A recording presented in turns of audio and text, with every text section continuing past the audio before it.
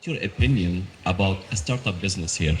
What do you think is a better to start with as an industry, a sector where there is a high demand or growing demand and there's a lack of supply?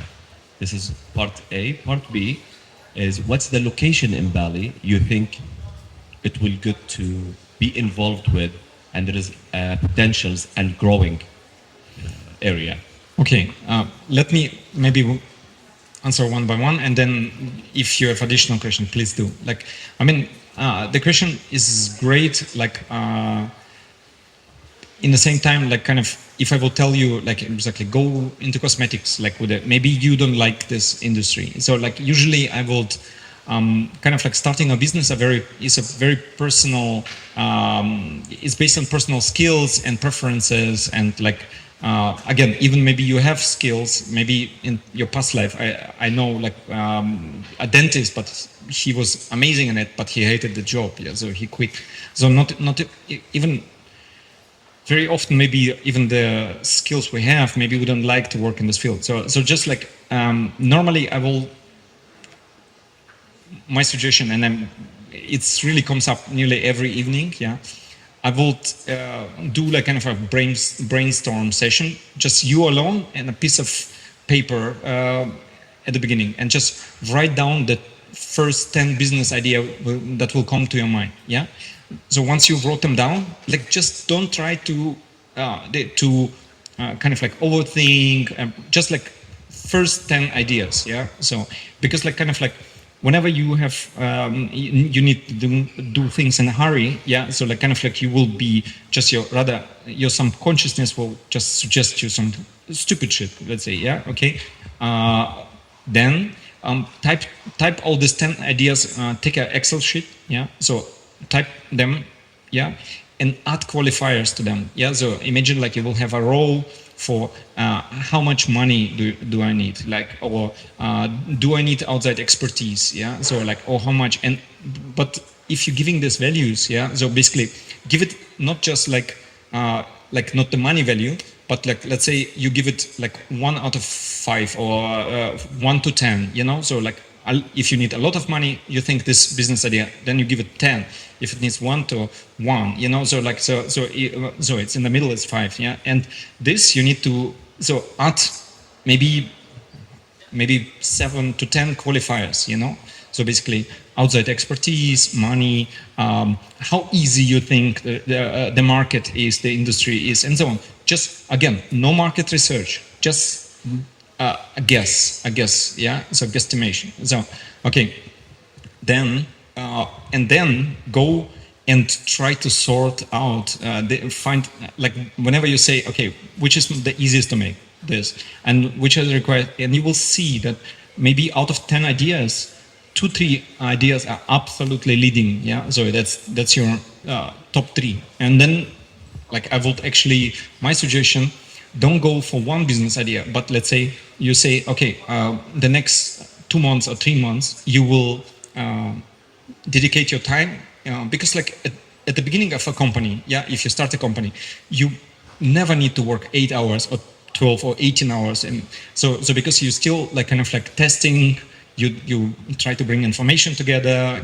make sense of everything. So really a very, very winning strategy will be to start with 3 ideas. Yeah, clearly, I always suggest one of the biggest killer in any startup will be the money requirement.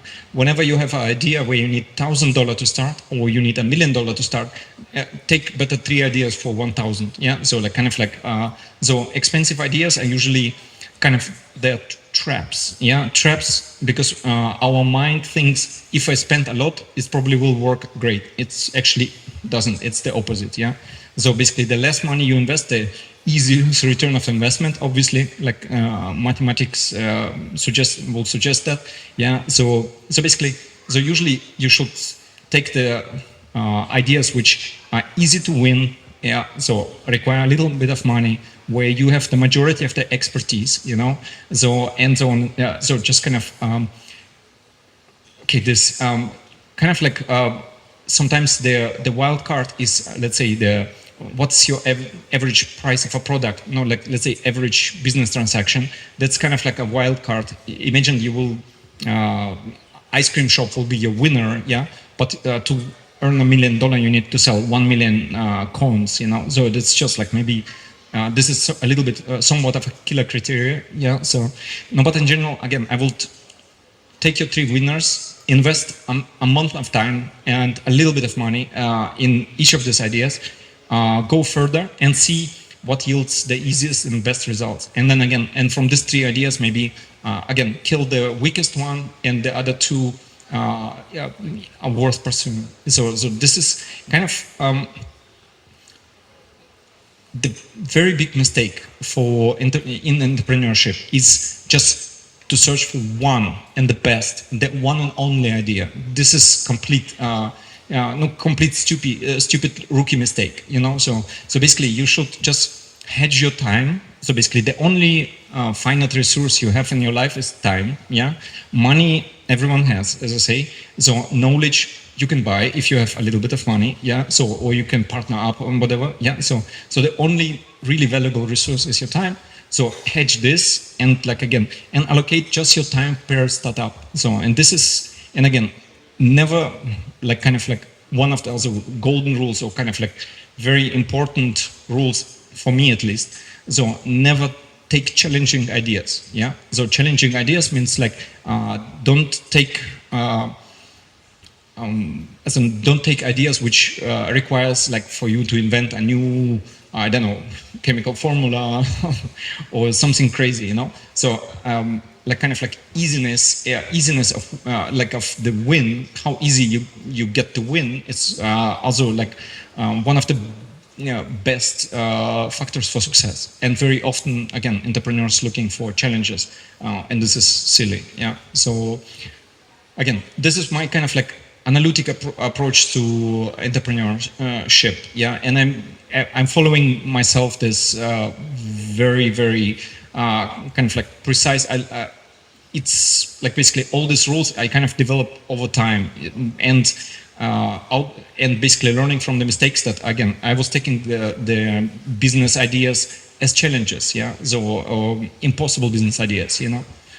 So you shouldn't take the easiest and. Location. So again, your question to the location, it's. I will say Bali is very kind of like emerging market. It's a insufficient market. Yeah. So business opportunities are everywhere. Yeah. So depending on the idea, very often ideas don't scale till the sky, you know. So like it's just not endless scalable. So you need just to understand, if you want to know again about locations, you need to understand is this business kind of like scalable by, let's say, you pour more money in advertising and it scales, yeah, or you need just physical locations. No, just for example, as I say, bakery or any cafe is a very good example. So you could imagine you build the biggest cafe in the world, still only the people like living around 2 kilometers around you will come to you and the others don't. And so the size of your cafe doesn't matter. It could be a stadium size, yeah, and still will be just like the people living nearby. So just basically that's why I don't know, Starbucks has 70,000 branches in the world, you know. So means you need to figure out what type of business model you have and how does it possible to grow it and scale, yeah. So sometimes again it's growth through advertising or whatever, like, yeah, but very often it's maybe growth through proximity and branches and so on. Just figure out this factor and then the location is not important, yeah. So completely so once you understand the type of business you're involved with. Let's say we're talking about real estate business. Okay. So I don't want to risk put all my money to buy a land and build like a boutique or a couple of villas. Do you think it's a good idea in situation of Bali this time to start, for example, with a long lease terms and do style of like Airbnb style maybe, and then have more understanding about the island, the demand, the market, how is exactly. So I'm the first mistake will be, for example, don't build yourself, but I will go for secondary market. Yeah, so it will be much cheaper. No, if I will tell you two scenarios, you need to invest $500,000 and you can start earn money in 1.5 years. Yeah, or you invest $30,000 or $50,000 and you can start earning money in a month. Okay, much better scenario, right? ROI is much better and so on. Yeah, and you don't buy a big bag of unknown risks, so by investing $500,000 or $1 million or whatever. Yeah, so basically I will 100% go choose the way over secondary market, basically redesign, lease and sublease and so on. This is much better market, and where you can collect all of the experience, understand exactly how it works, and until you earned with this secondary market like $1 million profit, I will not go anywhere else. Yeah. So, Thank you. yeah, you're welcome.